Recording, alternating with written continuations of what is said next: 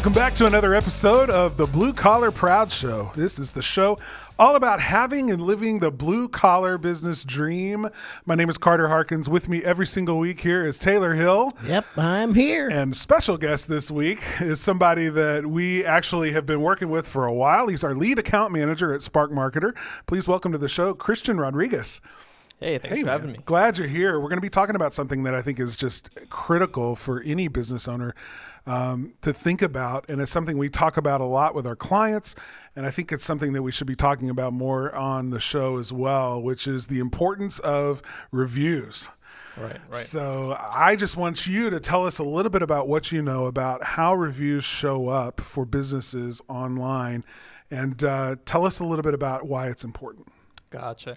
Well, you know, the importance of reviews, I think it's always been there in some sort of form or fashion, but I think in the recent couple of years, it's really, reviews just carry more weight than they used to. So what I brought today was a couple of statistics from the 2017 Bright Local Consumer Review Survey. And for people not familiar with Bright Local, they really are industry leaders when it comes to providing tools and training for search engine optimization agencies and companies. Yeah. So let me go ahead and read some of those off. So the first one would be 97% of consumers read online reviews for local businesses in 2017. I think that's one of the big ones. Another one here is 85% of consumers trust online reviews as much as personal recommendations. I think that being kind of one of the biggest ones, because oftentimes when we're looking for, a plumber to call, when we're looking for a new restaurant to try out, nothing carries more weight than your friend telling you, hey, you should come check out this place. Absolutely. Yeah. So basically what you're telling me, and I'm cheating a little bit because I've already read all this stuff. So well, we've been tracking it for years and watching those numbers just go up every single year. Yeah. I mean, it's really cool. And so one of the things that's really interesting, and I want you to speak to this about reviews, about the importance of them, because if you're number one in organic or number one on the maps and you don't have really good reviews, what happens? I mean, to some consumers, it's almost like you're not even there. Yeah. One thing that both my wife and I do whenever we're trying a new restaurant is, we search for the type of food that we're craving, and we basically don't look at any businesses that have below a 4-star rating. Mm-hmm. So in a way, exactly. In a way, we sort of filter out a lot of businesses that way. And after that, what she likes to do, and this is something that I didn't used to do before, but she likes to go and look at the negative reviews that these top businesses have. What that really tells us is, what are the common issues that some of these businesses have, and if and how the business respond to these negative reviews.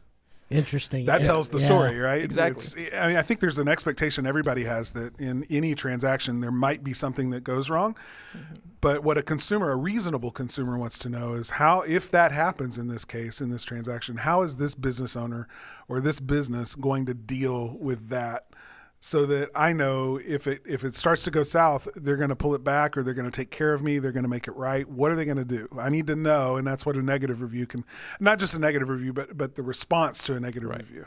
That can show. I think, and so one of these statistics that really confirmed that was the following: responding to reviews is more important than ever, with 30% of consumers naming this as key when judging a local business.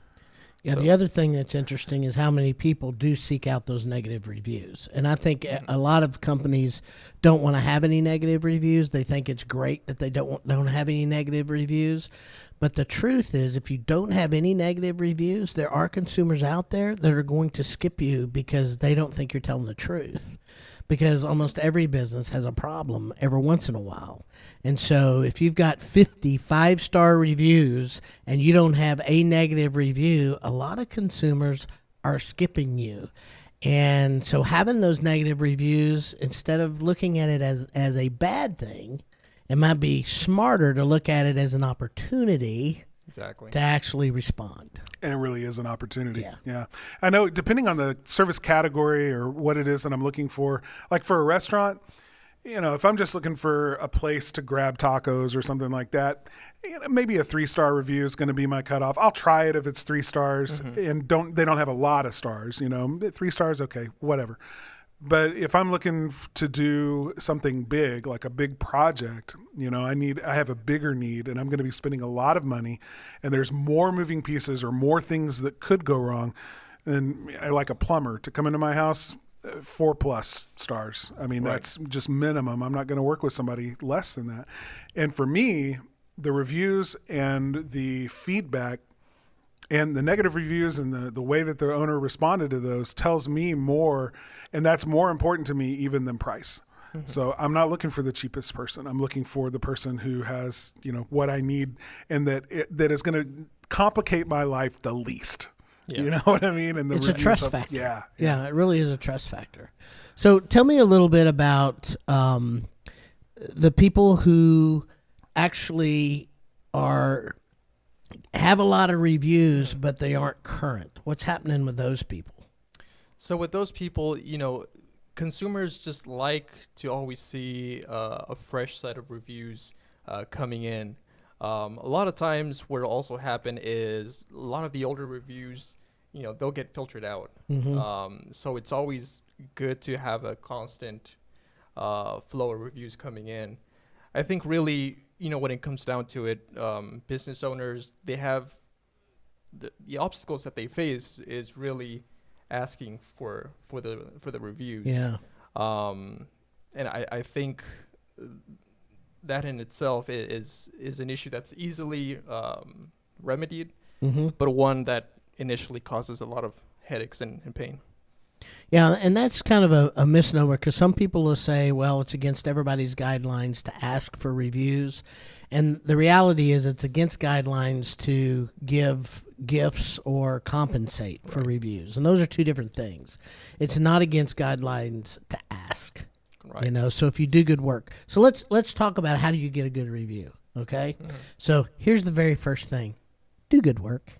I mean, Yeah. I mean, That's I step one. have to say this because when we do a site review and we do them free, any site review, if somebody wants us to do a site review, you can contact me at taylor@sparkmarketer.com and we'll set up a time for you, or you can go to our website, sparkmarketer.com, fill out the form and get on my schedule, and I will do a free site review for you. So that's a given. We do that for everybody. So, but here's the thing. When I do a site review, one of the very first things I do is I go in and look at your reputation. And how do you judge somebody's reputation? Well, the easiest way is to look at the reviews online, right? Exactly. Yeah. I mean, that's how you do it. It's all about reputation. If you don't have a good reputation, the very first thing I'm going to tell you is remedy that. And I cannot tell you how many people say, well, you don't understand, those are fake reviews, or they're this, or they're that, and they start making excuses. And it's like, but you remedy it by doing good work and asking for reviews for the work that you do that is really good work. Exactly. And at the end of the day, people aren't going to have you around to explain why you got this negative review or what were the details of this situation. All they're going to see is that they're going to look for your service. They're going to see those reviews, and they're going to make a call based on what they see. And that's how they're judging you online. They're not going to call you and ask for details or explanations as to why they should or shouldn't hire you. Yeah. Yeah, which I find is really interesting because so many people swear, that person, it's just the one bad thing or the 5 bad things or the 6 bad things or whatever it is. And you can remedy it. And so that's really what I want people to get. If you don't have a good reputation online right now, it's something you can work towards. But you have to do good work. So if you put marketing to bad work, all you're doing is putting a megaphone to everything bad that you've done. And so if you're number 1 in organic and number 1 on the maps and you've spent all this money to be number 1, you may be getting some people, the 3% that aren't looking at the reviews, but for everybody else that's looking at reviews, you can be number 1 all day long now. Used to, it was great. it's not same way anymore. If you're number one all day long and you have bad reviews, you're going to not get called. And there have been instances that I have done reviews for people who are in that situation. Their phone's no longer ringing. They don't understand why, and it's because you're not paying attention to your reputation online. Yeah. And it's not like it used to be before where you could have 3-5 reviews and have a 5-star rating and call it a day. Yeah. I mean, nowadays your competition is really also working to get reviews. In fact, one of the other, key findings that I found from this survey is that Google is the fastest growing review site, up 278% from last year. Whoa, I had not heard that yet. Yeah. Oh my gosh. So 278% in a year. That's Yeah. So now it's not really just having reviews, it's also having a good quantity of reviews because everyone's really stepping up their game. Yep. So yeah, it's getting good reviews, but also getting a good number of reviews. So tell people where the best review sites are. I know Google's one. Yeah, Google would be one. Yelp is also one of the top ones. Some people would argue whether they're the best or not, but that's absolutely not. It's like you gotta hold your breath and take your medicine with Yelp. It's a necessary evil, but man, I don't like them. Yeah, well, but they are one of the biggest players, and Facebook would be the other one. Out of all those three, like I said, Google is the fastest growing, but people actually trust reviews from Yelp and Facebook right now more than they do Google reviews, and they've all been growing at a steady pace. Google's just been on kind of a high rise for the most part, but those three are the big ones. It really makes you wonder if Google realizes that because people are using them for reviews and they're using reviews more as a weight, as a factor in terms of how to identify who's the best in the market. The new products and services that they're rolling out in terms of helping service businesses get more attention, get better results from they're monetizing basically reviews just through some of the things that they're doing. And we can see the handwriting on the wall, and we've seen it for a while. Sure. But the fact that there's a 278% increase in Google's reviews just on their platform definitely is a signal to me that Google understands you've got to be paying attention to reviews, and reviews make you money. Exactly. Bottom line. Yeah, and people that claim, these are all fake reviews. There are a number of fake reviews online. Google doesn't do a very good job, neither does Facebook, and I guarantee Yelp doesn't do a very good job. Some of them complain, well, their algorithm sucks, and you know what? Yeah, I said that word, sorry. And especially Yelp, but Yelp's a player. So, and the other thing is, Apple products, so Siri, tablets and phones, when you use Siri, the voice search, she pulls from Yelp. So you just got to kind of know that. It's the one thing I don't like about Apple right now is Siri pulls from Yelp, and I think Yelp stinks. Yeah. Because their algorithm literally will take out all the good reviews and put the bad ones first. But that's what they think people do, and so it's really interesting the way Yelp does their business. So, but Yelp's also the one that's growing the least and making the least money these days. Exactly. So out of the three. Yeah, out of the three. Definitely. So yeah. So anything else that we need to tell people about reviews? Well, I think the biggest takeaways here is if you don't have a system in place already for getting reviews, I think it's past the time to get one in place and get that sorted out. But also have a system for responding to reviews. If you're doing a fantastic job, I would advise against trying to reply to every single review. But you still absolutely want to respond to all your negative reviews. Because like I said, from a consumer standpoint, that really goes a long way for your reputation if you address those issues and how you address those issues. Yeah. And with that, just also, if you have a Facebook listing out there, if you have a Yelp listing out there, and Google, make sure you have control of those, and because you can't do any of this stuff without being in control of those listings. Absolutely. So let's talk really quickly about the system that we have to help people get reviews. We've built, we call it the Spark Review Engine. Right. And it's by far, and we've evaluated, just in the time you've been here, I mean, probably 7 or 8 different systems that are out there for helping service businesses get reviews. And none of them rang all our bells for us. Right. I mean, all of them fell short in some area or made it too complicated or, too much money or whatever. And so we just decided to build our own. And we built a system called the Spark Review Engine. It's super simple to use. Talk about some of the customers that you're aware of that are using it and how they're seeing the benefits of that. Yeah, I have several customers who really like it. I mean, they've gone from anywhere from 50 to 200 plus reviews, or from 10 to 60 plus reviews. And then there's some that have it, use it for a week or two, and it works, but then, they fall kind of drop off. the ball a Yeah. little bit. So But in every single case, the people who are getting benefit from it are the ones that are using it, and the ones who are not Exactly. getting benefit from it are the ones who aren't using it That's correct. consistently. yeah, because, it's just like any other system, any other tool. You have to implement it to see those results. And if you don't implement it, you're not going to see those. But overall, the ones who have used it are seeing tremendous results. And the ones that have used it and are seeing really good results, their business has increased. Is that not? Oh, definitely. Yeah, I mean, we see that. I mean, we track that stuff. So, that's really the correlation between having a lot of reviews, current reviews, and keeping them current, and implementing those.